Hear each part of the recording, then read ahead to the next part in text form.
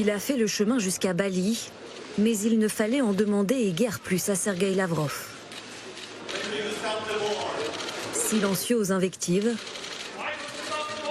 le ministre russe des Affaires étrangères claque la porte d'une réunion avec ses homologues du G20 lorsqu'il est question de la guerre en Ukraine.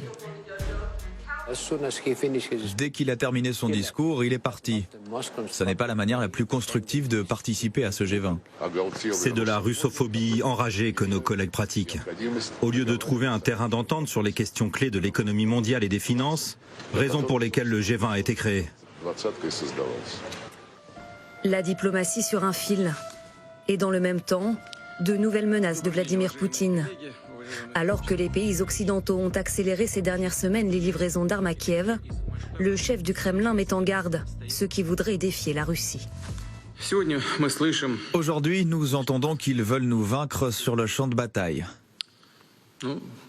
Que dire? Qu'ils essaient. Nous avons plusieurs fois entendu que l'Occident voulait nous combattre jusqu'au dernier Ukrainien. C'est une tragédie pour le peuple ukrainien. Mais il semble que tout se dirige dans cette direction. Chacun doit savoir que nous n'avons pas encore commencé les choses sérieuses. Sur le terrain, les combats sont toujours aussi intenses.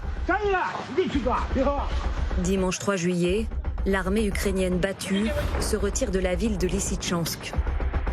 La région de Louhansk est vaincue. Moscou se concentre désormais sur celle de Donetsk. Samedi soir, la ville de Chassiv Yar, 12 000 habitants, a été la cible d'une frappe russe. Cet immeuble d'habitation a été éventré. Le bilan s'établit pour l'instant à 26 morts. À 10 ou 11 heures du soir, j'étais dans la chambre. Et quand je suis sortie, tout a commencé à tonner et à craquer. Je ne pourrais pas l'expliquer avec des mots. J'ai été sauvée quand j'ai couru ici. À un moment, tout s'est écroulé. Des Russes qui tuent délibérément et qui paieront, affirme Volodymyr Zelensky. Vous savez, les meurtriers nazis sont retrouvés et traduits en justice même lorsqu'ils ont 90 ou 100 ans. Ils sont capturés partout dans le monde. Bien sûr, nous ne voulons pas attendre aussi longtemps, mais je donne cet exemple pour montrer que la punition est inévitable pour tout meurtrier russe. D'éventuels crimes de guerre sur lesquels enquête déjà la Cour pénale internationale. Sans surprise, Moscou ne veut pas entendre parler de la moindre sanction judiciaire. L'ancien président russe Dmitri Medvedev brandit même la menace de l'arme atomique. L'idée même de châtier un pays qui a le plus grand arsenal nucléaire au monde est absurde en soi. Et cela crée potentiellement une menace pour l'existence de l'humanité. Une guerre qui tue, mais aussi qui affame. Sur ces photos dévoilées vendredi, des champs de céréales brûlés par les Russes accusent Kiev. Selon des chercheurs de la NASA, Moscou contrôlerait désormais 22% des terres agricoles ukrainiennes. Une menace pour l'approvisionnement alimentaire du monde entier.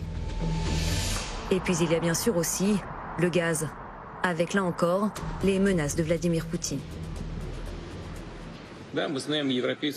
Les sanctions contre la Russie causent beaucoup plus de dommages précisément aux pays qui les imposent. Une utilisation plus poussée de la politique des sanctions peut entraîner des conséquences encore plus graves, sans exagérer, voire catastrophiques, pour le marché mondial de l'énergie. Ultime provocation cet après-midi, à l'égard de l'Ukraine cette fois. Le chef du Kremlin annonce faciliter l'obtention de la nationalité russe, non plus seulement pour les habitants des régions séparatistes, mais pour tous les Ukrainiens.